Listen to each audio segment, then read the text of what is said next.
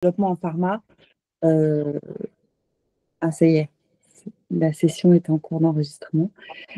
Qui gère en fait le développement, notamment en pharmacie de milliers. Mais ce n'est pas le sujet qui nous intéresse aujourd'hui. Le sujet qui nous intéresse aujourd'hui, c'est l'équilibre de la flore intime et intestinale. Et je vais laisser très vite la parole. Je n'ai pas l'heure sur mon téléphone là, mais je vais laisser très vite la parole à Camille quand on est toute prête et quand on peut y aller. Bah, c'est bon pour moi, hein. Il est 12h30, on peut commencer comme ça, on ne prend pas trop de retard et on a du temps pour les questions si vous en avez. Je démarre, Anna? Vas-y. Et merci infiniment de nous consacrer du temps. Je sais que vous avez toutes des plannings surchargés, à commencer par Camille. Hein. On regarde, on est ravis d'être là. Et allons-y, merci. Eh bien, bonjour à tout le monde. Donc, moi, je suis Camille Talley, je suis sage-femme. Et donc, pendant 1 heure, je vais vous parler de la vulve, de comment on fait pour avoir une vulve en bonne santé. Et si malheureusement, eh bien, cette vulve, elle n'est pas en bonne santé, c'est-à-dire quelques petits tracas du quotidien, qu'est-ce qu'on peut faire à ce moment-là? Alors, il y a un support pour cette présentation. Celles qui me connaissent savent que je n'utilise pas toujours bien beaucoup de supports, mais je vais donc faire un effort aujourd'hui pour la présentation. Alors, normalement, on aura bien sûr du temps pour répondre aux questions à la fin. Peut-être me mettre en grand écran, ça sera mieux. Hop là. Voilà. Donc, on démarre sur les solutions donc, pour prendre en charge la sécheresse ou en tout cas certains petits inconforts au niveau de la vulve. Alors, la première chose que j'aimerais vous partager, c'est que au sein de l'association que je représente, qui s'appelle Périnée Bien-Aimée, on a créé un livret pédagogique que Millet a la gentillesse de diffuser sur son site internet. Donc, c'est le plancher, l'anatomie du plancher pelvien. C'est un livret que vous pouvez commander et qui peut vous aider, qui peut vous aider dans votre consultation pour parler de la vulve et du plancher pelvien à vos patientes, en sachant qu'on peut aussi utiliser des supports pédagogiques comme des peluches. Vous verrez, je m'en sers régulièrement dans la présentation. Alors, dans ce livret, eh ben, vous allez découvrir plusieurs planches en fait, qui sont sur des calques. Donc, vous avez une première planche avec l'anatomie de la vulve. Donc, en fait, vous n'avez que ça. Hein. Vous n'avez pas les légendes, pardon. Les légendes, elles sont sur une page à côté. Donc, pour pouvoir discuter avec vos patientes, notamment, donc, je vais prendre mon petit stylet, hop, notamment pour pouvoir discuter. Donc là, vous avez vu, le premier, c'était sur la vulve. Et puis ici, on est sur le plancher donc pelvien, parce que c'est intéressant de pouvoir aussi montrer à la patiente qu'est-ce qui se passe en arrière de cette vulve. Donc, vous avez plusieurs couches sur le livret. Donc là, c'est la couche au moment où on parle du clitoris et des glandes. Et ensuite, vous avez les couches musculaires. Alors, j'arrête 2 minutes le partage pour discuter avec vous. Donc, moi, je vais me servir de peluche pour discuter de la vulve. Donc, l'idée, c'est d'abord qu'on commence à bien repérer comment ça fonctionne la vulve. Donc, vous avez les lèvres externes, les lèvres internes. Et si on vient à l'orifice vaginal, autour de l'orifice vaginal, eh bien, on va découvrir d'autres petits trous.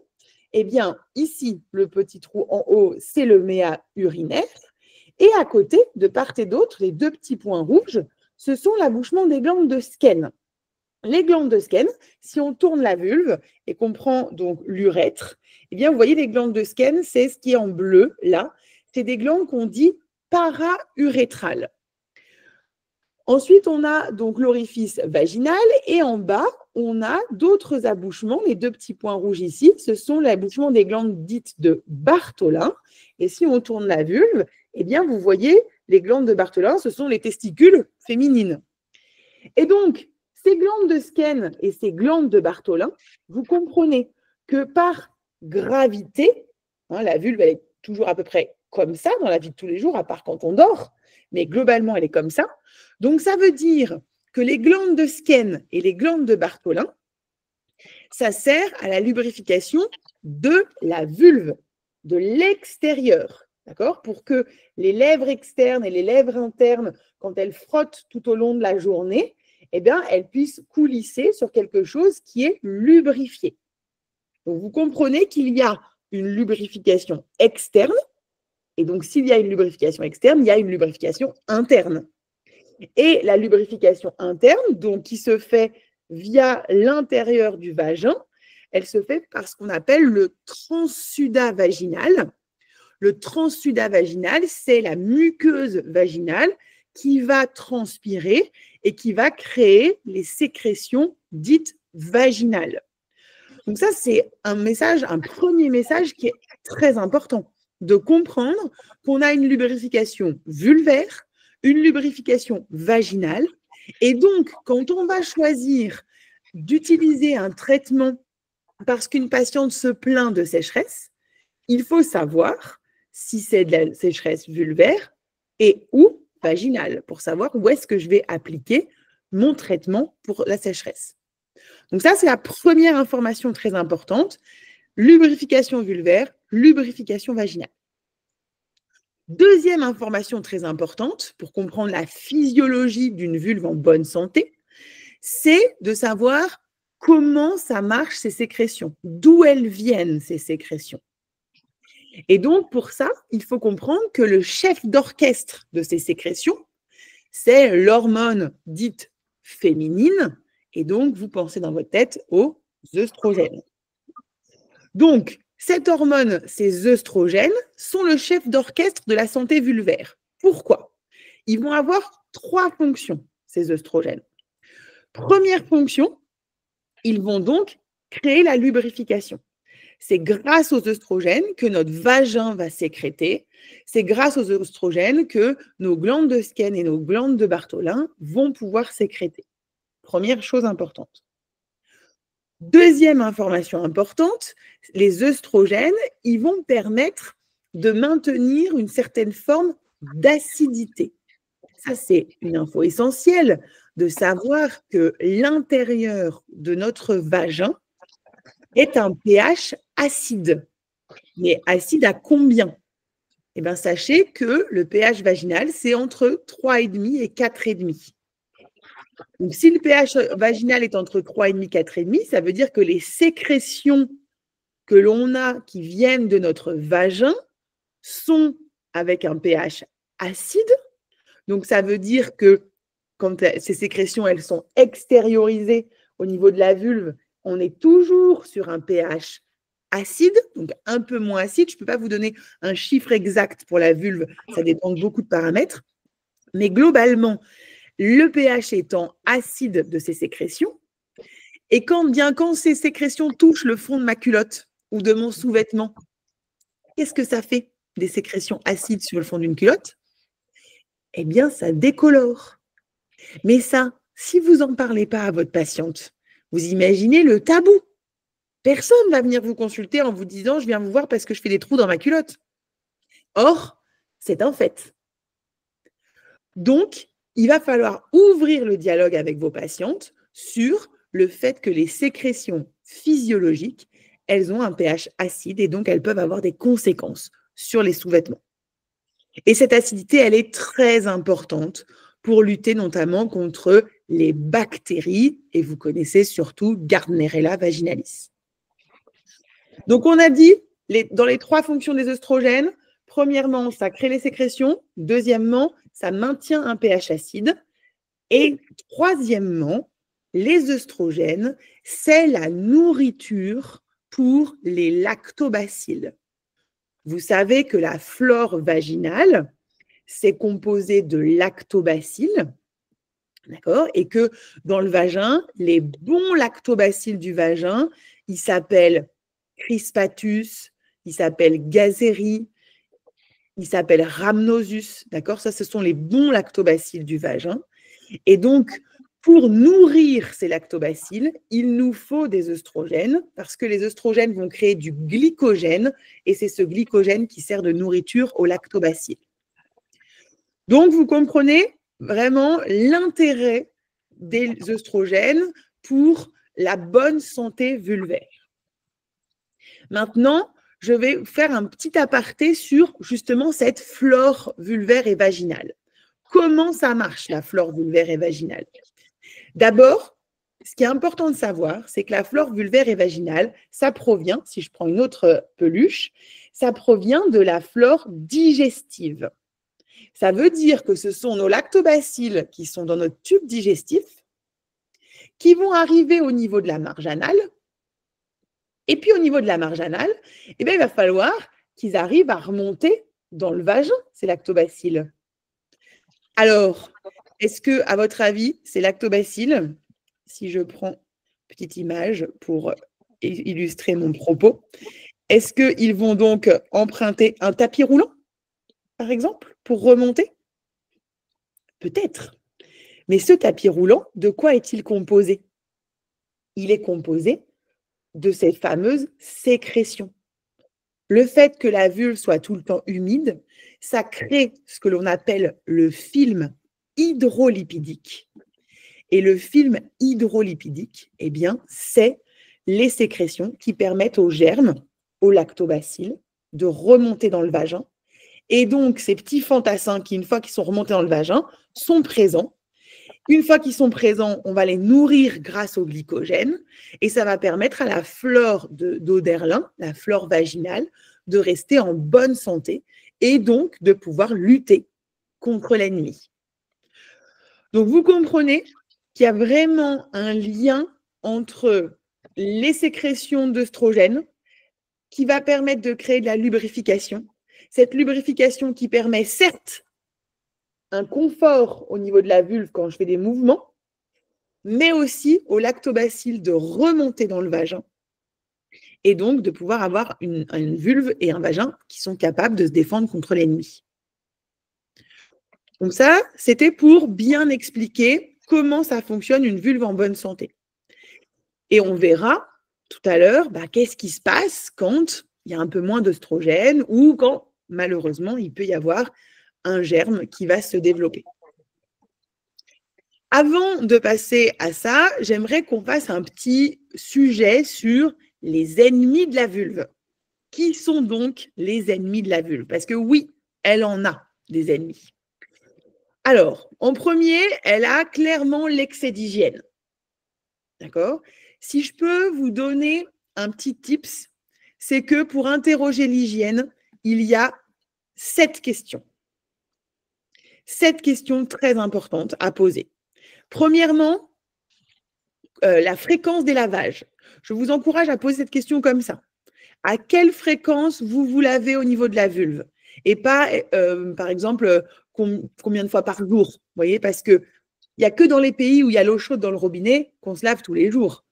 Donc, l'idée, c'est de se dire qu'on ouvre la discussion avec la patiente en disant à quelle fréquence vous lavez. Donc, on peut se laver tous les jours, c'est pas de problème, mais on peut se laver aussi tous les 2 jours, tous les 3 jours. Et promis juré, on ne sent pas plus mauvais. Ensuite, la deuxième question, c'est avec quoi je me lave? Maintenant que vous avez compris que le pH vaginal et vulvaire, c'était un pH plutôt acide, vous comprenez que si vous voulez laver l'intérieur de votre vulve, je ne dis pas qu'il faut le faire, mais si jamais vous vouliez laver l'intérieur de votre vulve, il faudrait un savon avec un pH acide. Moi, je vous défie, pour le moment des questions, de me donner le nom d'un savon acide, avec un pH acide. Sauf, maintenant, vous savez que l'extérieur de la vulve, c'est de la peau. La zone où il y a des poils, c'est de la peau. Vous savez que le pH de la peau, c'est un pH qui est plus neutre. Donc, vous comprenez que la patiente, elle peut se laver avec ce qu'elle veut à partir du moment où elle lave que l'extérieur. Et ça, c'est important. Ce n'est pas la peine de faire des frais dans des savons d'hygiène intime. Autant faire des frais dans l'utilisation d'un hydratant vulvaire, mais le savon d'hygiène intime, aucun intérêt. Donc, bien sûr que si la patiente, elle se lave avec un savon tout bio, c'est mieux qu'avec un fadouche papaye goyave. Mais globalement, si elle aime son fadouche papaye goyave, elle peut très bien se laver avec à partir du moment où elle ne lave que l'extérieur. Donc, quelle fréquence? Avec quoi? Donc, la deuxième question pour interroger l'hygiène. Ensuite, comment pourquoi on pose la question comment? C'est pour ça que je vous encourage à avoir des petites peluches. Celle-là, elle vient de chez Vulvae. Si vous avez besoin, vous allez sur le site de Vulvae et elle est commandable. Eh bien, comment se lave la vulve? Eh bien, on met du savon dans sa main, si on veut mettre du savon, et on vient laver l'extérieur, comme ça. Pas la peine de laver les sillons interlabiaux, pas la peine de venir laver l'entrée du vagin. Donc, ça veut dire que la patiente, vous lui demandez, est-ce qu'elle utilise un gant de toilette? Est-ce que certaines patientes utilisent des cotons-tiges pour laver les sillons interlabiaux? D'accord? On est globalement nos propres ennemis concernant l'hygiène. Soit on nous a transmis des trucs un peu bizarres, soit on se dit qu'il faut qu'on soit propre pour je ne sais quelle raison. Or, vous avez compris que de toute manière, à la seconde où vous sortez de la douche ou du bain, le corps n'a de cesse de recréer des sécrétions pour permettre à la vulve d'être bien hydratée. Donc, ça n'a pas beaucoup d'intérêt d'enlever les sécrétions qui sont à l'intérieur. Ensuite, on a le rinçage. Poste intéressant, le rinçage. Pour se rincer, par exemple, on est dans la douche, le pommeau de douche, il reste accroché à la croche du pommeau de douche. Si tu approches le pommeau de douche près de ta vulve, c'est pour te faire un petit kiff. Et tu ne fais pas ça tous les jours. D'accord? L'idée, c'est de rincer avec l'eau qui coule et de se servir de l'eau qui coule pour rincer la vulve et, si on veut, un peu les sillons. Pas de souci. En fait, c'est surtout pour éviter que la patiente approche le pommeau de douche de sa vulve et qu'elle ait tendance à rincer l'intérieur. D'accord? Ce qu'on appelle la douche vaginale. La douche vaginale, ça emmène certes les sécrétions, mais ça emmène aussi une partie du microbiote. Donc derrière le corps, il faut qu'il rame pour pouvoir ramener les fameux lactobacilles. Donc ça, c'était la troisième chose. À quelle fréquence? Avec quoi? Comment? Et ensuite, je vais vous proposer 4 questions en plus. Je vais vous proposer de demander si elle porte des protège-slips. Et si elle porte des protège-slips, lui demander pourquoi. Est-ce que c'est parce qu'elle a des fuites urinaires? Et donc, dans ces cas-là, il faudra qu'on en parle, peu importe l'âge. Ou est-ce que c'est parce qu'elle est en train de protéger son slip de la décoloration? Auquel cas, vous comprenez que ce n'est pas une bonne idée, ça. Donc, les ports des protège-slips. Ensuite, attention aux lingettes. Alors, je ne suis pas du tout contre l'utilisation d'une lingette une fois de temps en temps parce qu'on a envie de se sentir fraîche, même si, voilà, bon, la question se pose. Mais l'idée, c'est de ne pas utiliser la lingette au quotidien. Celle qui a son paquet de lingettes dans son sac à main, tu sais qu'elle a une forte tendance à utiliser la lingette après être passée aux toilettes plutôt que du papier de toilette sec. Même si c'est la lingette bébé, vous comprenez que le principe de la lingette, c'est qu'on vient mécaniquement enlever en fait les sécrétions, voire même la flore vaginale. Donc, il faut faire attention. Ensuite, j'aimerais que vous interrogiez les parfums, parce que je ne sais pas si vous savez, mais il existe toute une gamme de parfums vulvaires. D'accord? Donc, les patientes, elles ont l'impression qu'il faut faire ça. Si vous n'avez pas bien investigué le rayon de l'hypermarché dans lequel vous allez faire vos courses, passez dans le rayon d'hygiène intime et regardez, vous allez trouver des parfums vulvaires et vous allez trouver aussi des déodorants vulvaires. Donc, attention à ça. La patiente qui utilise un parfum vulvaire, elle ne va pas forcément vous le dire spontanément. Parce que soit elle n'en parle pas, soit parce que pour elle, c'est tellement normal qu'elle n'en parle pas. Donc, il faut vraiment interroger ça parce que l'utilisation de parfums et de déodorants vulvaires, ça peut donner des inconforts au niveau de la vulve. Donc, c'est pour ça qu'à partir de maintenant, j'aimerais vous proposer d'interroger l'hygiène de vos patientes en utilisant donc ces 7 questions pour tout le monde. Vraiment, toute patiente que vous rencontrez, que ce soit pour un suivi de grossesse, pour une interruption de grossesse, pour une pilule, pour des douleurs vulvaires, vraiment, allez-y, posez la question au niveau de l'hygiène intime. Ça permet de faire de la prévention si jamais cette patiente ne se plaint de rien pour l'instant. Donc, ça, c'était les grands ennemis de la vulve. Donc, vous comprenez que si on devait retenir peut-être 2 mantras, c'est qu'une vulve bien hydratée, c'est une vulve en bonne santé.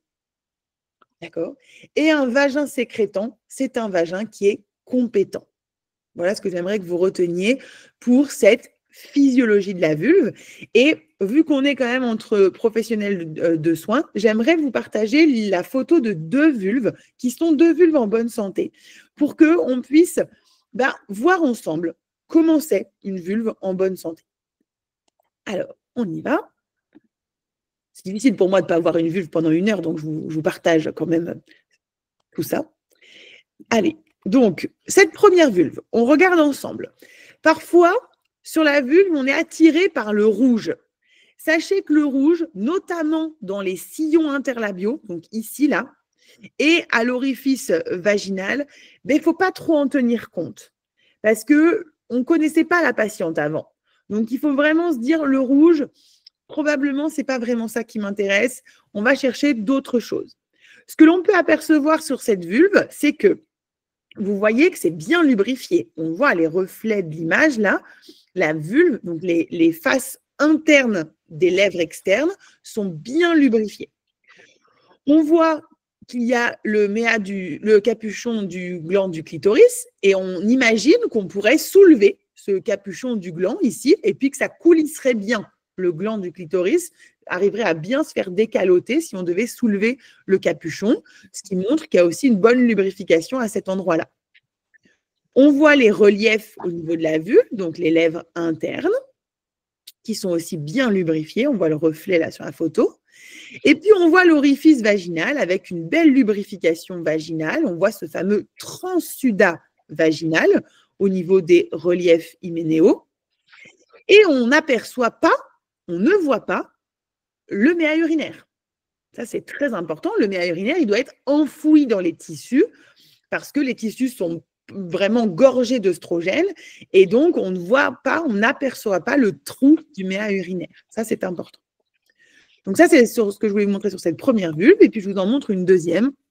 Là, c'est arbitraire que j'ai mis, enfin, c'est une patiente qui a 25 ans, mais bon, peu importe.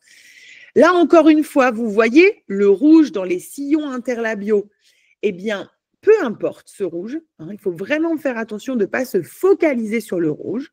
Encore une fois, on aperçoit le gland du clitoris avec le capuchon et je peux vous garantir que je peux soulever le capuchon du gland pour pouvoir décaloter et voir qu'il n'y a pas de douleur à ce moment-là.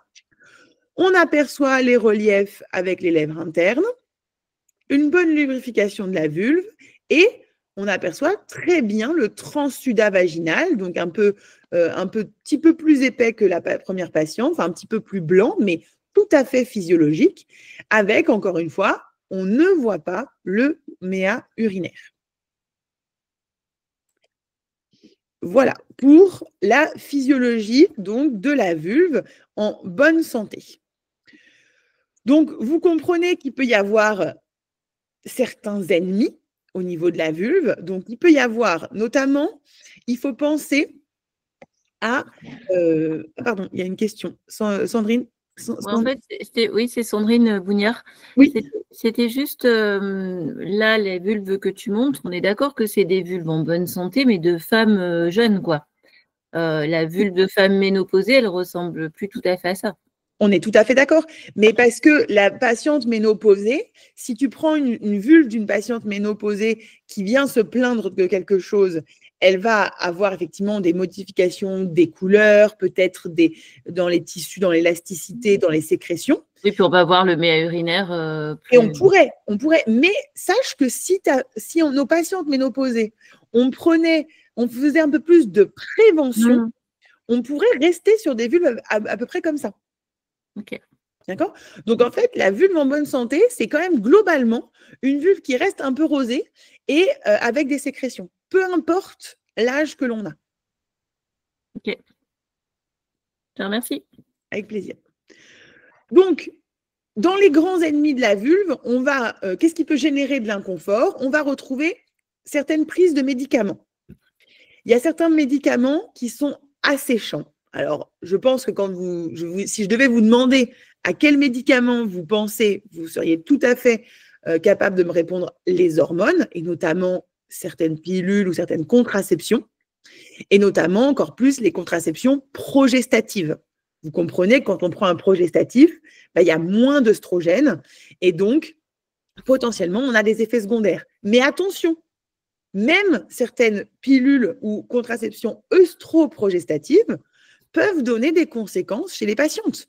Une patiente qui vient vous voir en vous disant « Depuis que je prends cette contraception-là, ça ne va pas », eh ben, c'est un fait. Alors, dans ces cas-là, vous avez deux options. Une option, c'est changer la contraception. Mais si cette contraception, pour X raisons, elle lui coupe ses règles et que c'était ça que vous recherchiez, ben surtout ne l'arrêtez pas. Par contre, on va voir ce qu'on va pouvoir proposer à la patiente à mettre sur sa vulve et ou dans son vagin pour améliorer le confort sans changer les hormones. Dans les autres médicaments, il va falloir penser aussi à tous les traitements un peu au long cours, comme les antidépresseurs, les antihypertenseurs, les antihistaminiques, les anti-acnéiques. Ça, quand il y a des médicaments au long cours, je vous encourage à les regarder dans le Vidal s'il n'y a pas des effets sur les muqueuses. D'accord ? Et donc, de la même façon, on n'arrêtera pas un antidépresseur. Par contre, on pourra peut-être proposer un traitement à la patiente pour qu'elle soit confortable au niveau de sa vulve et de son vagin alors qu'elle prend ce traitement-là. Et là, on arrive dans le temps des allergies au pollen. Si vous avez des patientes allergiques, vous allez voir, dès qu'elles commencent les antihistaminiques, elles peuvent avoir des sécheresses vulvaires. Donc, il faut vraiment proposer un hydratant chez toutes ces patientes qui passent 2-3 mois sous antihistaminiques et qui ont des symptômes, bien sûr. Donc, il y a certains médicaments et puis il y a certaines phases de la vie. Alors, qu'est-ce que j'entends par certaines phases de la vie? On a clairement en tête la ménopause. Mais la ménopause, c'est complètement un autre sujet. On pourrait en faire un webinaire entier. L'idée, c'est la ménopause, c'est qu'il faut prendre les devants sur la ménopause. Vous savez que passé un certain âge, on se met de la crème sur le visage, on se met de la crème sur le corps, on se met même de l'huile sur les cuticules. Mais alors, par contre, sur la vulve, rien du tout.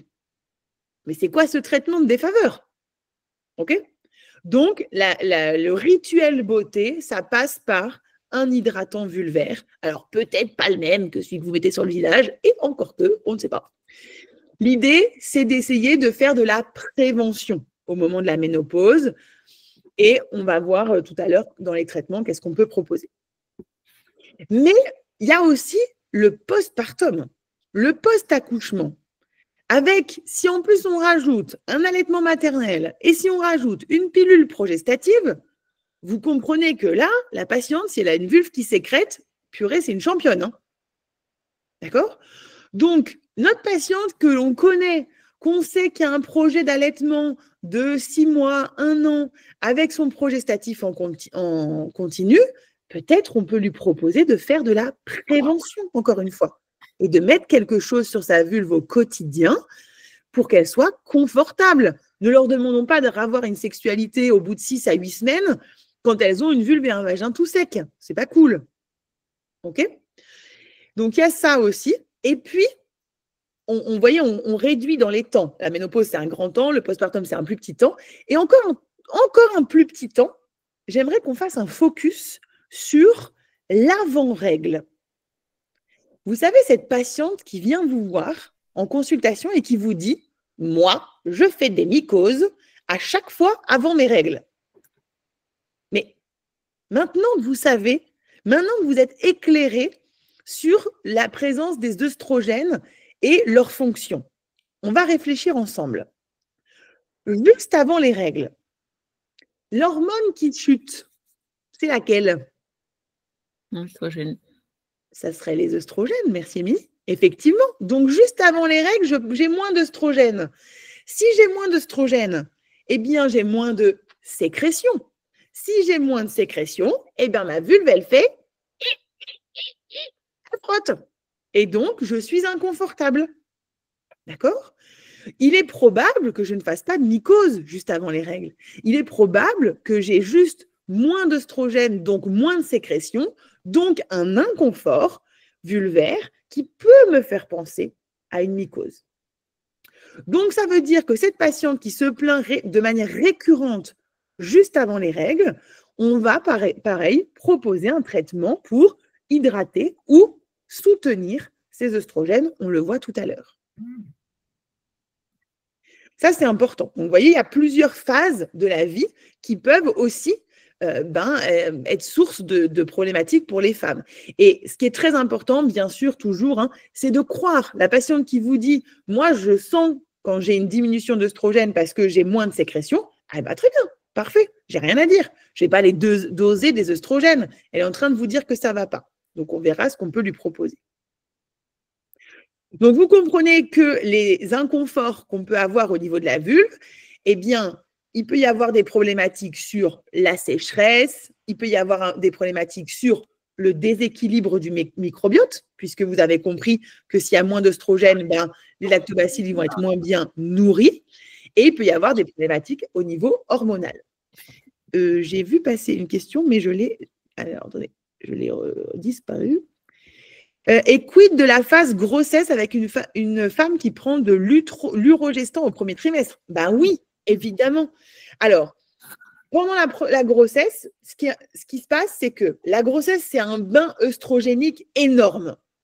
Donc, tu as des patientes qui vont être, pour le coup, beaucoup trop œstrogéniées. Et quand il y a trop d'œstrogènes, les œstrogènes étant responsables de l'acidité, tu comprends que là, il y a trop d'œstrogènes, donc les sécrétions sont trop acides, et donc de nouveau, on a un déséquilibre, et donc la peau peut être sensible à cette présence de sécrétions trop acides. Alors, est-ce que l'urogestan va faire un équilibre? Je ne sais pas. En tout cas, ce qui est sûr, c'est qu'à partir du moment où ta patiente te dit, à n'importe quelle phase de la grossesse, je ne suis pas confortable au niveau de la vulve, il faut comprendre, est-ce qu'elle a trop d'œstrogènes ou est-ce que ce sont les traitements qu'elle utilise, par exemple les ovules en intravaginal, qui sont sensibles, qui donnent cette sensibilité. Donc, il faudra pouvoir protéger la vulve avec un hydratant. On va le revoir après, mais c'est tout à fait possible. Je n'ai pas été exhaustive, sachant qu'on n'a qu'une heure, mais je n'ai pas été exhaustive sur toutes les raisons qui peuvent avoir des impacts sur la santé de la vulve. On est bien d'accord. J'aimerais donc vous parler d'inconfort dans le quotidien. Les fameux inconforts dans le quotidien, j'aimerais qu'on fasse un focus entre ce qu'on appelle l'inflammation et ce qu'on appelle la mycose. Donc, vous avez compris que l'inflammation, donc ce qu'on appelle une vulvite ou une vaginite, ce sont des sensibilités au niveau de la vulve et du vagin où il n'y a pas de germes. D'accord? Mais quand je suis sensible au niveau de ma vulve et de mon vagin, je peux avoir des rougeurs, des grattages et donc un inconfort. Les signes cliniques de l'inflammation, ça peut être rougeur, grattage, inconfort. Mais je n'ai pas de germes. Si je prends l'autre catégorie, je prends la mycose. Si je suis en train de faire une infection avec une mycose, donc ça veut dire qu'il y a un germe qui est en train de proliférer dans mon vagin. Mon corps va mettre en place quelque chose pour essayer d'éliminer ce germe qui est trop présent. Qu'est-ce qu'il fait? Il sécrète, il sécrète, il sécrète, il sécrète. Donc, on a une augmentation des sécrétions. Et vous savez que le germe qui est responsable des mycoses, c'est ce fameux candida, qui peut s'appeler albicans, glabrata, cruzei, peu importe. Ce germe candida, quand il s'active, quand il devient nocif pour notre corps, il sécrète des filaments mycéliens. En gros, il se transforme en Spider-Man. Ça veut dire il fait des fils blancs. Donc, ces fils blancs sécrétés par candida, mélangés à l'abondance des sécrétions, ça vous donne des sécrétions blanches, épaisses, abondantes. Le fameux signe clinique de la mycose. Donc, ça veut dire que votre patiente, si elle présente des rougeurs, des grattages, de l'inconfort et des sécrétions blanches, épaisses, abondantes, là, vous savez que c'est une infection à candida.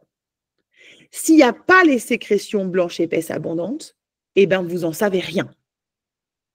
Donc, si vous n'en savez rien, eh bien, il va falloir demander un examen paraclinique. Et donc, je partage 2 minutes avec vous. La slide, hop, on va demander un autoprélèvement. D'accord? L'auto-prélèvement, toujours en auto-prélèvement, que ce soit dans votre cabinet ou au laboratoire, on va toujours demander un auto-prélèvement parce qu'on a un doute et qu'on ne veut pas mettre en place un traitement si on a un doute. Donc, la patiente, elle met son coton-tige dans son vagin, elle touille 3-4 tours et puis elle met dans le tube et on envoie ça. Normalement, 3 jours après, on a les résultats. Et sur ces résultats, on va savoir, 1, s'il y a du candida et 2, s'il y a des filaments mycéliens qui sont les marqueurs de l'activité de candida.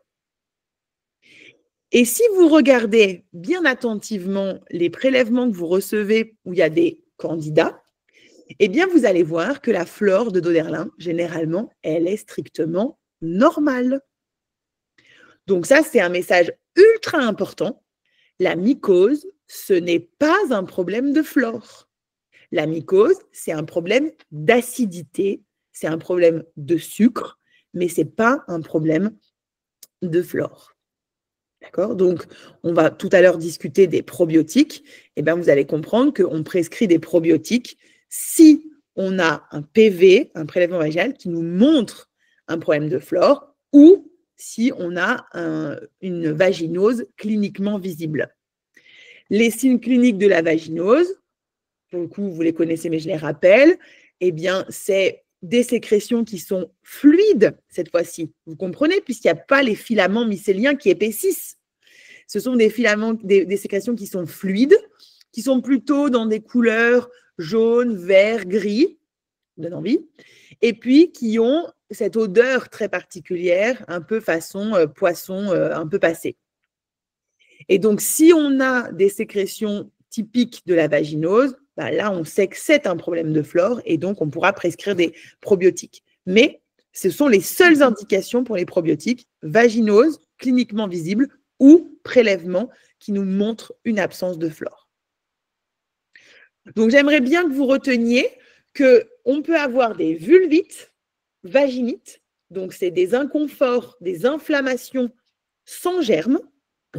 On peut avoir des mycoses, donc ce sont des champignons avec des filaments mycéliens, donc les sécrétions, elles sont blanches et épaisses. Et on peut avoir des vaginoses, qui sont un problème de flore, avec des sécrétions qui sont plutôt fluides, jaune, vert, gris, avec une odeur particulière. Donc maintenant, si on devait donc prendre soin de sa vulve, qu'est-ce qu'on va pouvoir faire? Premièrement, il va falloir qu'on maintienne ce pH acide. D'accord? Vous vous souvenez que l'acidité, ça vient des œstrogènes. Donc, qu'est-ce qu'on va pouvoir proposer? On va le voir après pour maintenir ces œstrogènes. Donc déjà, on maintient ce pH acide. Deuxièmement, attention au sucre. Vous avez compris que notamment le candida adore le sucre et donc on fera attention aux alimentations que peuvent avoir nos patientes ou aux maladies, notamment on pensera au prédiabète et au diabète chez nos patientes qui peuvent donc avoir des problèmes de régulation du sucre.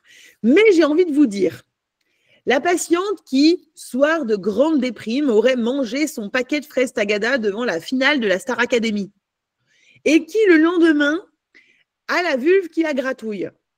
Bon, c'est pas très grave en fait. Juste, elle a nourri avec le sucre son candida qui était dans son vagin et le corps va réguler et puis ça va bien se passer. La problématique, c'est quand le corps n'arrive pas à gérer, d'accord? Ou quand on a soit des alimentations extrêmement sucrées, soit des problématiques de régulation du taux de sucre. D'accord? Donc, une patiente qui fait des mycoses à répétition, il faut penser à potentiellement une glycémie à jeun pour être sûr qu'on n'est pas sur un prédiabète ou un diabète, notamment chez des patientes chez qui les traitements de mycose à répétition ne seraient pas toujours bien efficaces. Donc, on maintient un pH acide, on régule son taux de sucre et puis, bien sûr, on entretient une bonne flore, soit parce qu'on a une bonne lubrification et des bons œstrogènes. Vous avez compris, bonne lubrification qui crée le tapis roulant et les œstrogènes qui nourrissent les lactobacilles, soit parce qu'on va en amener via des probiotiques s'il y en avait besoin. Alors, maintenant qu'on a compris quels étaient les objectifs, eh ben, on va voir qu'est-ce qu'on va pouvoir utiliser comme traitement. Alors, comme traitement, on a d'abord le traitement pour tout ce qui va être la qualité de la muqueuse, la qualité de la lubrification. Et donc, on va parler de traitements locaux. Dans les traitements locaux, on a 3 gammes de produits qu'on peut utiliser. On va pouvoir utiliser des huiles végétales. L'huile végétale, notamment l'huile d'onagre, O-N-A-G-R-E, c'est une huile qui est phytoœstrogénique. Ça veut dire quoi, phytoœstrogène? Ça veut dire que ça vient stimuler les récepteurs aux œstrogènes pour qu'ils marchent mieux et donc qu'ils recapturent bien les œstrogènes circulants et qu'ils fassent bien la lubrification et l'acidité. Donc, premièrement, l'huile d'onagre qu'on peut mettre sur la vulve ou qu'on peut mettre dans le vagin en fonction de la problématique de la patiente. Je vous rappelle, lubrification vulvaire, lubrification vaginale. Donc, si votre patiente, elle vous dit « j'ai des problèmes vaginaux », ça frotte par exemple dans les rapports pénétrants, ne lui mettez pas de l'huile d'onagre sur la vulve. Il faut mettre quelque chose dans son vagin. D'accord? Ensuite, on a l'acide hyaluronique.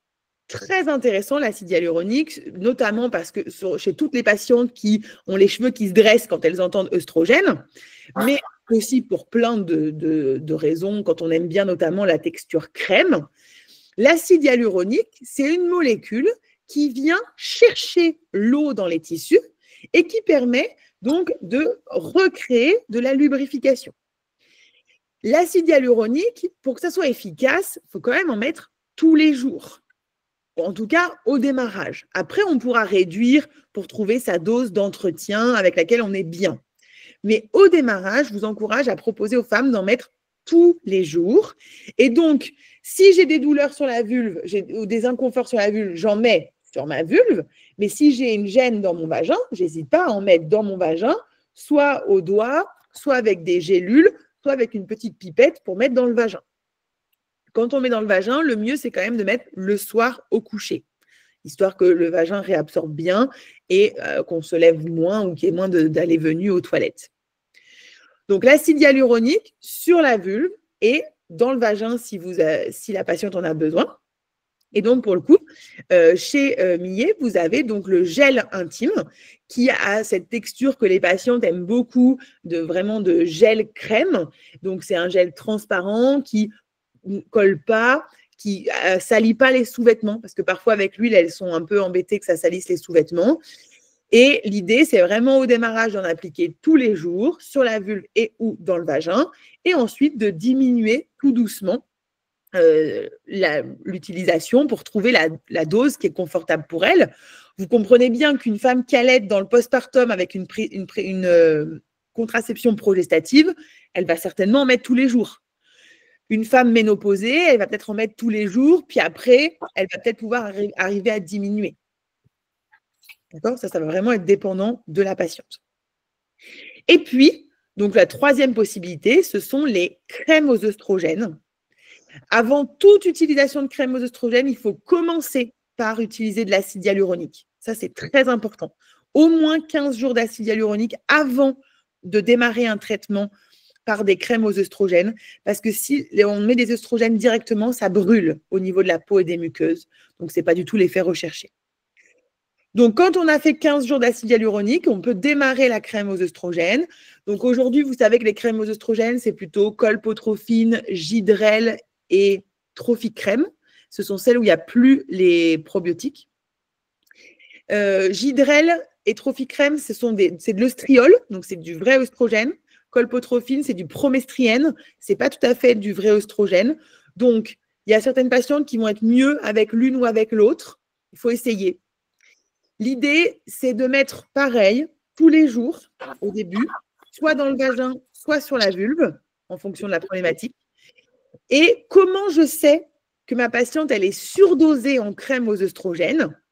Eh bien, il faut comprendre que quand j'applique ma crème aux œstrogènes sur ma vulve, eh bien, les œstrogènes que j'apporte vont venir se mettre dans les récepteurs aux œstrogènes. Et comme ça, ils fonctionnent. Si tous mes récepteurs sont pris par les molécules d'œstrogènes et que je continue d'amener de la crème aux œstrogènes, les œstrogènes vont passer dans ma circulation du corps et donc vont donner les effets secondaires qu'on connaît quand on a des œstrogènes en trop, c'est-à-dire notamment des tensions mammaires. Donc, je vous encourage à mettre sur votre prescription crème aux œstrogènes, peu importe laquelle. Hein. Il n'y a pas de préférence. Je ne crois pas, en tout cas à ma connaissance, qu'elles aient été étudiées les unes par rapport aux autres. Vous mettez crème aux œstrogènes, une application quotidienne, diminution si tension mammaire, céphalée, enfin les effets secondaires qu'on peut avoir quand il y a des œstrogènes. Et donc, au début, elle en met tous les jours, et puis tout doucement, elle va diminuer pour ensuite en mettre 1 fois, 2 fois, 3 fois par semaine. Ça va vraiment être en fonction de la patiente. Parfois, elle va arrêter et repasser ensuite sur de la crème à l'acide hyaluronique ou de l'huile végétale. Ça, c'est vraiment la patiente qui va décider. Et enfin, on parle de probiotiques. Vous avez compris que l'intérieur de notre vagin, c'était un écosystème où il y avait des lactobacilles. Et ces lactobacilles, eh bien, ils ont différents noms, notamment le rhamnosus, qui est très intéressant parce qu'il est un peu précurseur des autres. Donc, quand on donne des probiotiques, c'est quand même bien qu'il y ait du rhamnosus. Quand on donne des probiotiques pour réacidifier la flore, eh bien, on va utiliser assez facilement du lactobacille acidophilus. Donc, rhamnosus et acidophilus, vous le trouvez dans les probiotiques que propose Millet, qui s'appelle Essentiel Flore Intime et Intestinale. Donc, ces probiotiques, comment on va les utiliser? Vous savez aujourd'hui que les probiotiques, on les a par la bouche, globalement. Mais ça, tout va bien, puisque vous vous rappelez qu'ils vont descendre dans le tube digestif, arriver sur la marge anale, et comme on a recréé notre film hydrolipidique, ils vont remonter dans le vagin. Donc, vous donnez vos probiotiques par la bouche, et surtout, vous pensez bien, quand vous donnez des probiotiques par la bouche, à demander à votre patiente si elle a une bonne lubrification vulvaire et vaginale. Sinon, si le tapis roulant ne marche pas, les lactobacilles ne vont jamais remonter dans la vulve et dans le vagin. Donc, on donne les probiotiques par voie orale. Ça met à peu près entre 10 et 15 jours pour arriver dans le vagin. D'accord? Donc, ça, on va donner une petite astuce, mais que les gens de Millet n'écoutent pas. C'est qu'on peut utiliser les gélules et les mettre dans le vagin directement. D'accord? Ça veut dire que pendant les 14 jours, là, si la patiente, elle fait des vaginoses à répétition et qu'on veut maximiser la flore tout de suite, on prend la gélule et on la met dans le vagin, ou on ouvre la gélule et on la mélange à sa crème, ou on utilise la crème de l'acide hyaluronique de chez Millet, qui a aussi des probiotiques. Oui, Anna? Est-ce que je peux me permettre une toute petite précision? C'est que ce sont des gélules dites gastro-résistantes. Pour qu'elles passent les sucs gastriques, il ne faut surtout pas ouvrir la gélule quand on l'ingère. Oui. Merci. Oui, c'est pour le vagin qu'on ouvre. Hein. Ce n'est pas dans la bouche. Là, dans la bouche, on ne fait pas de folie. On respecte ce que propose le labo. Mais c'est dans le vagin, parfois, comme il n'y a pas assez d'acidité, la gélule, elle peut ne pas se dissoudre.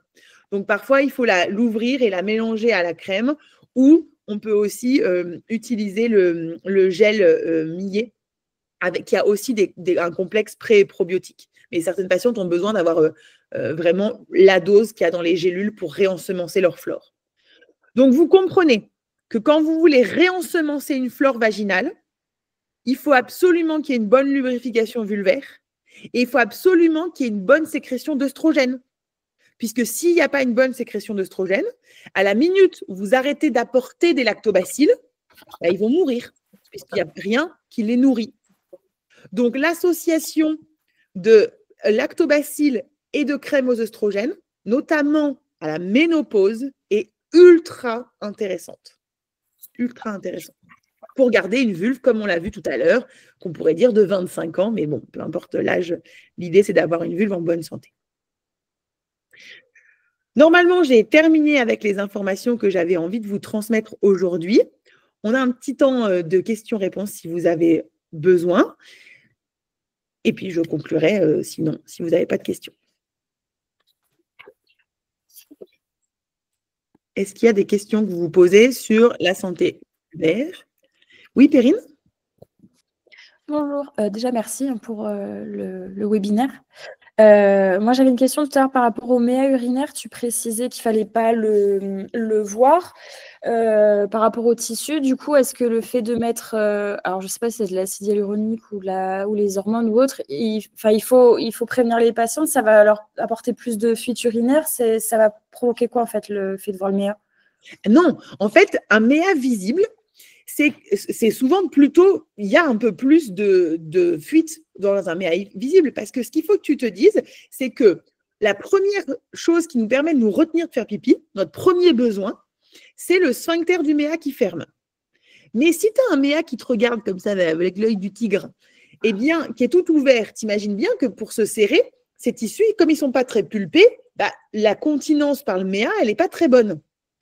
Et donc, c'est tout de suite le muscle bulbo-spongieux qui vient se contracter en plus pour aider la continence. Donc, un méa visible peut être lié à la continence, mais comme il y a le muscle, on ne va pas trop parler de ça. C'est surtout qu'à partir du moment où tu as le méa visible, si tu veux, en sous-titre, on pourrait marquer Escherichia coli, c'est par là. Donc, infection urinaire. Donc, l'idée, si tu vois un méa urinaire visible, on le voit beaucoup en postpartum, on le voit beaucoup à la ménopause, eh bien, tu donnes les traitements locaux à mettre sur le méa. La crème à l'acide hyaluronique, l'huile d'onagre, la crème aux œstrogènes, sur le méa urinaire. Ça, c'est très important.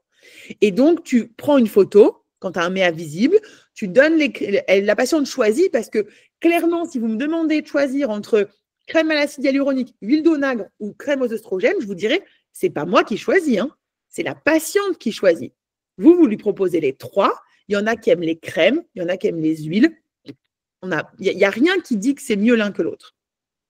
Et donc, elle met son traitement tous les jours pendant 2-3 mois et vous la revoyez et vous vérifiez que le méa urinaire s'est bien repulpé. Et donc, fait barrière à la remontée des germes. Peut-être que ça aidera la continence, mais surtout fait barrière à la remontée des germes. Et d'ailleurs, ça me fait penser à quelque chose. Quand vous avez une patiente que vous suivez pour de la rééducation périnéale et que vous voyez un méa, pensez à mettre des œstrogènes. Bien sûr, vous avez mis 15 jours d'acide hyaluronique et ensuite, vous mettez des œstrogènes. Hyper important. Peu importe l'âge et peu importe la contraception. Peu importe l'âge, peu importe la contraception. On peut mettre des crèmes aux œstrogènes à 15 ans. Anna, tu voulais dire quelque chose? Oui, alors la première question qui est où est-ce qu'on trouve la peluche, c'est Vulvae, V-U-L-V-A-E. Elle s'appelle la Vulvette et elle est commandable en ligne. Ouais. Et la deuxième chose dont je voulais parler, c'était l'histoire de. Et en fait, quelqu'un m'a devancé la question du gel et des rapports sexuels. Les douleurs pendant les rapports, ce qu'il faut avoir en tête, c'est que le gel millet à la différence de l'huile, est une structure aqueuse et donc elle est compatible avec les préservatifs. Tout à fait. Ça, c'est très important. Donc, et d'ailleurs, les patientes qui vous demandent un gel pour les rapports, il vaut mieux un gel avec un acide hyaluronique qui va tenir sur la longueur que les lubrifiants à l'eau qu'on trouve assez facilement dans le commerce, qui vont être souvent très vite absorbés et donc il faudra en remettre 15 tonnes. Donc, il vaut mieux un gel à l'acide hyaluronique une fois pour le rapport plutôt que plusieurs fois un lubrifiant à l'eau régulièrement. Oui, et ça, pour le coup, pardon, je complète ce que tu viens de dire, Camille. On a souvent des témoignages de clientes, nous, c'est des clientes chez nous, qui nous disent qu'en fait, elles mettent le gel parce qu'elles peuvent le mettre longtemps avant le rapport et ne pas avoir besoin de s'interrompre pour pouvoir mettre du lubrifiant. Vu qu'il tient, c'est plus facile, c'est plus confortable pour elles. Ouais. Je crois que vraiment, quand une patiente vous demande un lubrifiant pour les rapports, pensez gel à l'acide hyaluronique. Hyper important. Compatible avec toutes les contraceptions, modifie pas le pH, donc très bien. Émilie, tu veux préciser, c'était une question ou c'était une remarque que tu faisais? J'ai pas compris la fin. Si Émilie, tu veux prendre la parole? Tu veux ouvrir ton micro? Tu veux que je te l'ouvre, Émilie? Attends. Ça y est, je suis là. Vas-y. Non, c'était pour dire que moi, j'ai connu les produits millet il y a 6 mois et en fait, je le prescris à beaucoup de mes patientes parce que moi, je fais que de la rééducation périnéale vu que je suis kiné. Et en fait, ça marche du tonnerre pour toutes celles où on stagnait un peu. Vu qu'il y a une meilleure lubrification, on a des résultats au top. Et donc, maintenant, je le prescris tout le temps. Ah, ça me fait très, très plaisir. Merci beaucoup. Vraiment. Et les patientes sont contentes. Le site, enfin les couleurs, tout ça, ça leur plaît bien. Et Et il y a une chose que je voudrais dire au sujet de ce gel, pardon, c'est aussi l'extrait de muguet bleu qui va aider en fait à stimuler la lubrification naturelle du vagin. En fait, ce qui se passe, et ce que Camille disait, c'est-à-dire qu'on commence d'emblée, pourquoi pas, par une application quotidienne, et après on ajuste en fonction des besoins. En fait, la règle, c'est d'utiliser quand le besoin se fait sentir. Point. Il n'y a pas d'autre. Mais moi, j'avais une patiente qui vraiment ne pouvait plus avoir de relations sexuelles avec son mari. C'était pour elle un enfer de brûlures, mal et tout. Et depuis qu'elle utilise le gel, ça va beaucoup mieux. Et elle m'a dit, mon mari m'a déjà commandé un deuxième tube. Vraiment, c'était sympa, quoi. Il voit midi à sa porte, celui-là. Exactement. Elle doit très bien elle doit être très contente. Emmanuel, tu voulais poser une question? Ouais. J'arrive pas à mettre ma caméra, je suis désolée. Pas grave. Pour Camille, ça y est. Donc, je présente Eugénie, ma collaboratrice. Je te l'envoie bientôt, Camille. Donc, tout ce que j'ai appris sur les vulvodynies, c'était Camille. Mais j'ai encore plein de questions des fois. Et en tout cas, bon, Millet, je l'ai vu passer plein de fois dans les congrès et tout, mais je ne connais pas bien. Donc, j'aimerais bien essayer pour moi, ça c'est sûr, moi post-chimio et post-cancer du sein. Donc, on n'a pas du tout parlé de ça. À ma connaissance, les études montrent que même avec un carcinome du sein œstrogénodépendant, je crois maintenant qu'on met des œstrogènes sur la vulve et dans le vagin. Donc, je tenais à le préciser parce qu'on peut quand même avoir des patients qui vous disent « oui, mais… Donc, ça, c'est les dernières études qui montreraient qu'il n'y a pas de problème, même s'il y a un passage dans la circulation générale. Et par contre, je voudrais, Camille, que tu redises, donc, quoi qu'il arrive, c'est 15 jours d'acide hyaluronique ou huile d'onagre. Dans ce cas, tu ne mets pas d'acide hyaluronique. En fait, la publication qu'on a, c'est avec l'acide hyaluronique. La publi qui est validée, c'est l'acide hyaluronique qui a montré son effet pour améliorer la qualité des muqueuses. Parce que l'acide hyaluronique, c'est un produit qui est beaucoup plus étudié que l'huile d'onagre. Mais, c'est-à-dire que la patiente, si elle ne veut pas mettre cette crème-là, ce qu'il faut, c'est que de toute manière, elle mette un hydratant. Donc, il vaut mieux qu'elle mette de l'huile d'onagre plutôt que rien. D'accord. Voilà. Mais juste si moi, je dois me baser sur une publi, c'est acide hyaluronique 15 jours pour ensuite crème aux oestrogènes. Ah, ok, d'accord. Voilà. C'est ce qui marche le mieux théoriquement. Okay. En tout cas, c'est ce qui a été étudié, tu vois. Je ne peux pas te dire si ça marche mieux que l'onagre parce que ça n'a pas été étudié. Ok. Et par contre, l'huile d'onagre, c'est toujours en gélule et on les perce. Bah non, ça dépend. Ça peut être gélule. En huile. Oui, sur la vulve.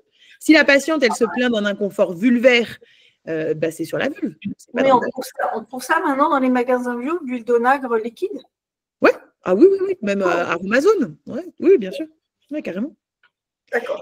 Okay. Après, donc, il y a une réaction par rapport à l'oncologue. Oui, moi, je vous encourage. Autant, je suis tout à fait d'accord avec Emmanuel qu'on apprend de plus en plus avec les crèmes aux œstrogènes et en fait, on se rend compte, vous l'avez compris intellectuellement, qu'il n'y a pas de contre-indication si la patiente, elle met la bonne dose. Mais je vous encourage toujours à voir si cette patiente, elle est suivie avec un onco, à discuter avec l'onco, est-ce que c'est OK de mettre en place de la crème aux œstrogènes? Juste pour que tout le monde ait le même discours et que la patiente, elle ne se retrouve pas avec un truc qui est dit par la sage-femme, un truc qui est dit par le médecin. Mais ça, voilà, c'est juste pour que tout le monde s'entende bien avec tout le monde. Et moi, j'ai une petite question, juste la crème aux œstrogènes par rapport à une femme qui allaite. Est-ce qu'il y a des conséquences sur l'allaitement? Tu comprends que non, toujours pas. Enfin, vu qu'il n'y a pas de passage. Alors, il y a un petit passage, mais qui est vraiment… parce que si le surdosage, ça fait tension mammaire… Alors, est-ce que c'est les tensions mammaires de l'allaitement ou c'est les tensions mammaires des œstrogènes? Comment tu peux savoir? C'est que l'allaitement, généralement, ça varie. Tu vois, il y a des pics d'engorgement du sein, alors que si tu mets ta crème œstrogène, tu as tout le temps les seins tendus. Et tu sais que là, il y en a trop, donc il faut diminuer un peu. Mais il faut quand même qu'on se rassure que le fœtus, il était sous les œstrogènes de la grossesse pendant 9 mois. Donc, tout va bien. Pourquoi les petites filles ont des règles à la naissance? Parce que c'est une privation des œstrogènes. Donc, ce n'est pas 2 jours d'œstrogènes circulant dans le sang qui va lui déclencher une endométriose ou un cancer à 20 ans. Mais ça, on est en train vraiment, vraiment d'apprendre. Hein, et donc, il faut du temps pour donner l'information. Oui, tout à fait. Et pour le coup, je vais répondre aussi à Perrine qui parle de radiofréquence. Alors, je vais même étendre radiofréquence et biophotomodulation, puisque ce sont deux techniques qui existent aujourd'hui que les sages-femmes peuvent avoir. Et donc, c'est des techniques qui aident à la qualité des tissus. Donc, je ne peux que vous encourager, si vous avez ces machines, à les utiliser chez des patientes qui présentent des douleurs et ou des sécheresses vulvaires et vaginales. Par contre, je ne vais pas vous dire achetez ça pour gérer les sécheresses de vos patientes. Plutôt, prescrivez des gels à l'acide hyaluronique ou de l'huile d'onagre ou de la crème aux œstrogènes. En tout cas, dans un premier temps. Oui, Perrine ? Et justement, tu fais un traitement avant la radiofréquence ou tu… En même temps. C'est hyper intéressant parce que ta radiofréquence, elle stimule tes mitochondries pour que ta peau marche mieux. Enfin, ta qualité des tissus soit meilleure. Je suis bien nulle pour expliquer ça parce que je ne connais pas bien ce truc-là, mais c'est l'idée. Et en même temps, tu vas proposer un traitement local parce que le but du traitement local, c'est de le mettre directement sur la vulve pour pas que ça frotte et pour qu'elle ait un confort immédiat. Okay. Et en plus, tu te rappelles, l'acide hyaluronique vient chercher la molécule d'eau dans le tissu et permet de faire de la sécrétion. Oui, je parle de T-CAR-thérapie et de biophotomodulation, pardon. Ah, merci. Tu m'as parlé de radiofréquence, c'est la T-CAR-thérapie. La même chose. Maëlys ? Oui, bonjour. Moi, c'était surtout sur les périnées douloureux, par exemple, en postpartum, quand tu as un périnée douloureux et en même temps un contexte un peu de sécheresse, parce que bien sûr, allaitement et compagnie. Est-ce que le gel de Xylo, il l'assèche pas un peu aussi Parce que le truc, c'est que ouais, ça va avoir le côté du coup soulageant sur la cicatrice douloureuse, mais je trouvais que moi, souvent, derrière, on avait un peu de sécheresse. Et du coup, qu'est-ce qu'on fait? Il vaut mieux mélanger les deux? Comment on peut diminuer? Alors, si tu utilises l'acide hyaluronique, tu peux mélanger les deux, parce que c'est deux crèmes, donc ça peut se mélanger. Si tu utilises de l'huile d'onagre, non, hein, parce que l'huile et la crème, ça ne se mélange pas. Mais par contre, c'est très intéressant ce que tu dis. Chez toute patiente qui a un périnée douloureux dans le postpartum, je vous encourage à prescrire la xylocaïne. Elle en met tous les jours, entre 6 à 8 fois par jour s'il faut. Par contre, il faut effectivement associer avec un hydratant. Soit elle mélange, soit elle fait un coup l'un, un coup l'autre. Elle met les deux aux toilettes et puis elle change, elle met un coup l'un, un coup l'autre après chaque passage aux toilettes. Oui, c'est ça. Parce que moi, j'ai remarqué que c'était assez asséchant, le gel de Xylo. Ouais. Ta remarque est tout à fait pertinente. Ok.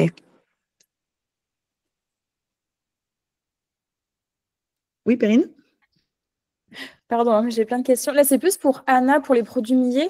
Là, j'avais reçu un mail comme quoi il y avait une brume aussi qui existait. Est-ce qu'il y a une différence du coup entre le gel et la brume? Est-ce que c'est plus par rapport au confort de la patiente? Ça va être quoi la différence entre les deux? Camille, tu veux répondre ou tu veux que je réponde? Non, vas-y.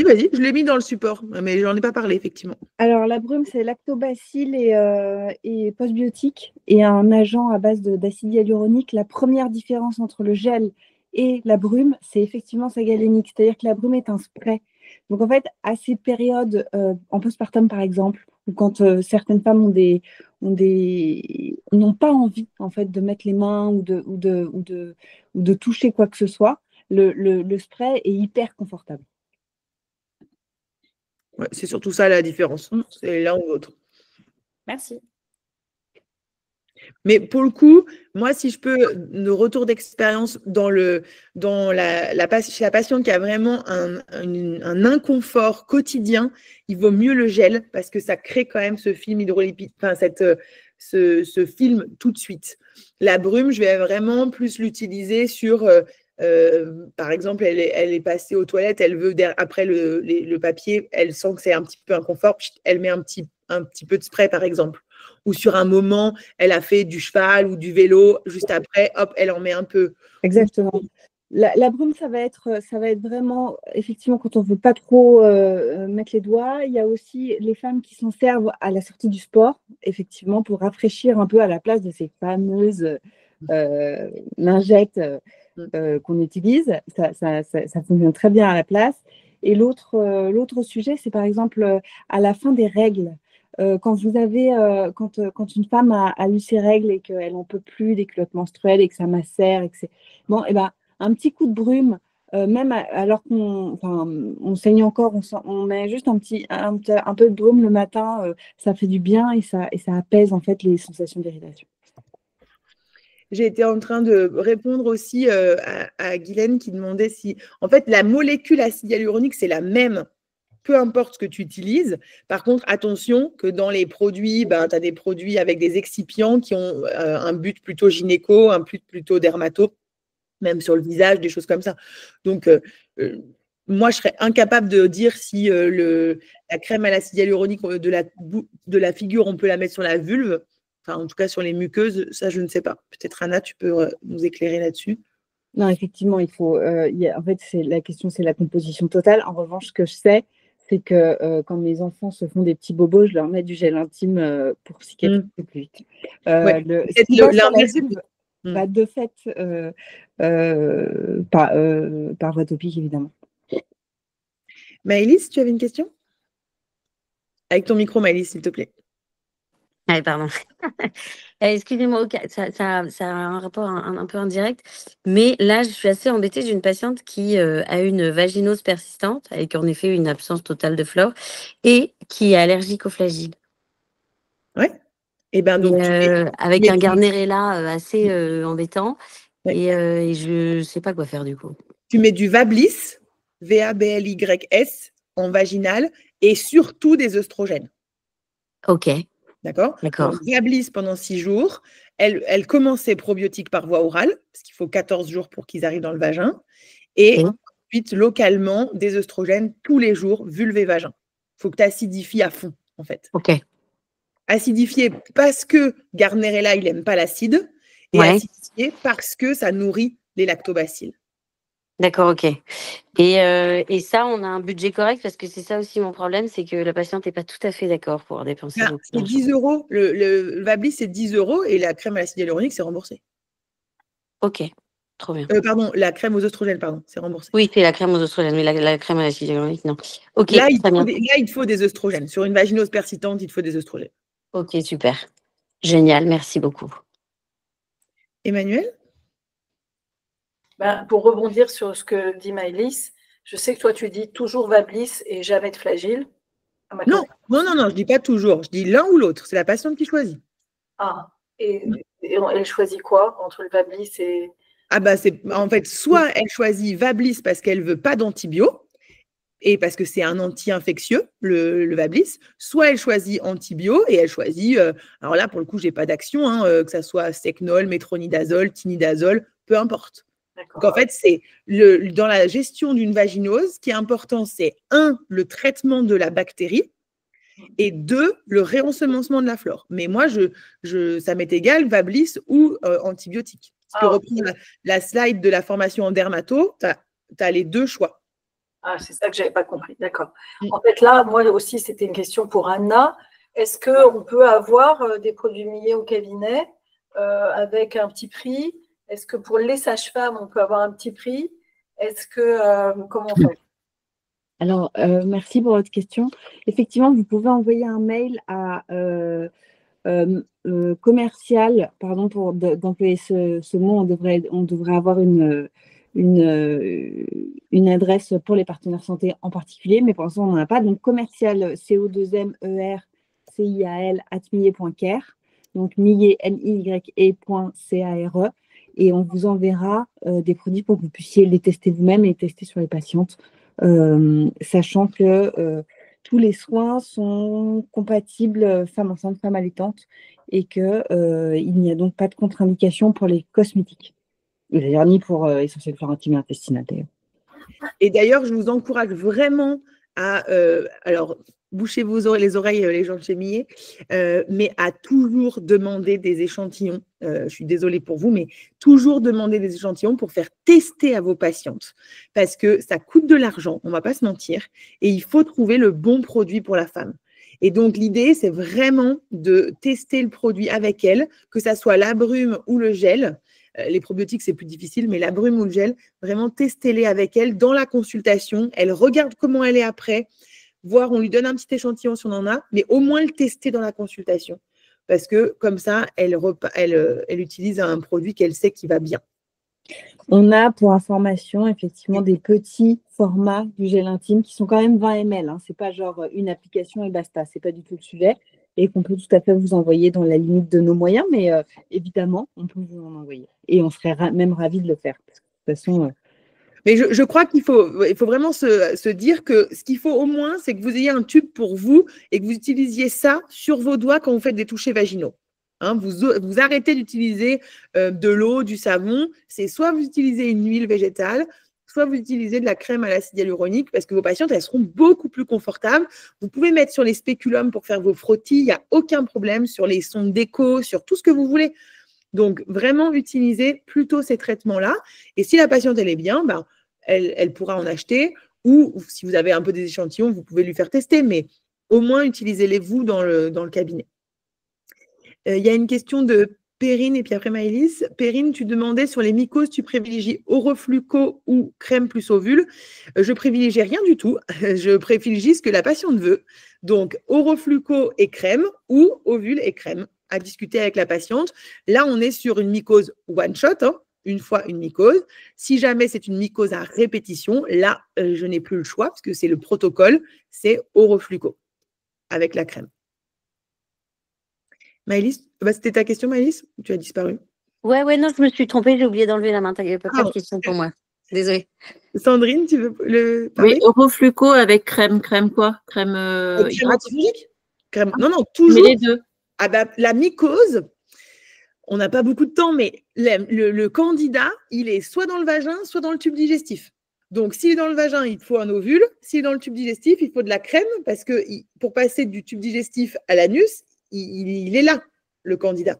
Donc, comme tu ne sais pas d'où il vient, tu mets toujours ovule crème ou flucocrème antifongique. Toujours. Okay. Et je le fais que s'il y a des filaments. Ah bah oui, évidemment. Ça veut dire que soit j'ai des sécrétions blanches, épaisses, abondantes, anormales, vous vous souvenez, hein, qui sont le marqueur de filaments dans les sécrétions, soit j'ai des filaments mycéliens sur mon prélèvement ou un prélèvement qui dit nombreuses colonies de candidats. Voilà, ça, c'est des marqueurs de la mycose. Mais pour celles qui voudront aller plus loin là-dessus, je vois que ça vous questionne, je vous mets mon mail et puis je vous donnerai les dates de la formation en dermatogynéco si vous avez envie. Vous m'envoyez un mail puis je vous enverrai ça pour celles qui veulent. Moi, je peux la refaire avec toi?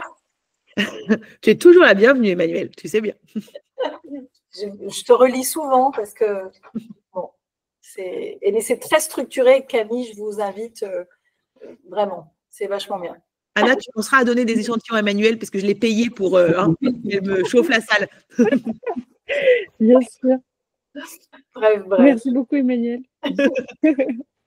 Oui, Guylaine? Il faut que tu enlèves ton micro, Guylaine, si tu veux parler. Oui, le but, c'est d'envoyer les dates à tout le monde et comme ça, en fait, on s'inscrira pour… Ouais, mais en fait, envoie-moi un mail parce que je te donnerai, c'est juste que je peux te donner les dates. Les prochaines dates, c'est le 14 avril, le 15 mai ou le 10 juillet. Tu as les 3 prochaines dates. Mais il faut que je t'envoie le programme et comment tu t'inscris parce que c'est un truc privé, fermé. Ce n'est pas accessible à tout le monde. Sur combien de jours? C'est un jour. C'est un jour. C'est une belle journée. Hein. On passe 2-3 trucs. C'est en visio? Ouais, c'est en visio. Et c'est 200 €. Comme ça, j'aurais fait ma com à fond. Merci. Avec plaisir, Guylaine. Est-ce qu'on est venu à bout des questions sur cette physiologie de la vulve et inconfort vulvaire?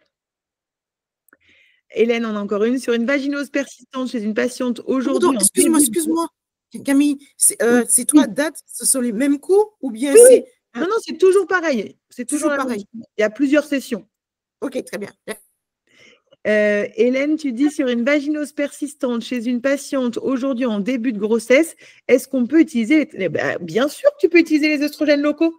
Hélène, la grossesse n'est qu'un bain œstrogénique. Donc, aucun problème. Et oui, il y a J'ai un une autre support. question sur le support. Ouais. Oui, on va, bien sûr, on va tout vous envoyer, le support et le replay, même si vous voulez. Ouais. Et parce que la session a été enregistrée. Il vaut mieux le replay parce que vous avez compris que je suis pas méga fan des supports, donc mon support est assez léger. Mais voilà. On a vu.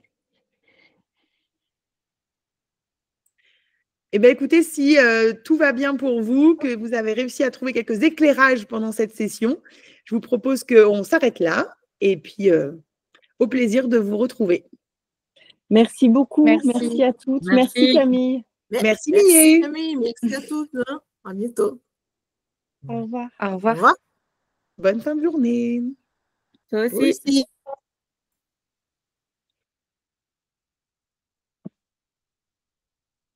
Ciao.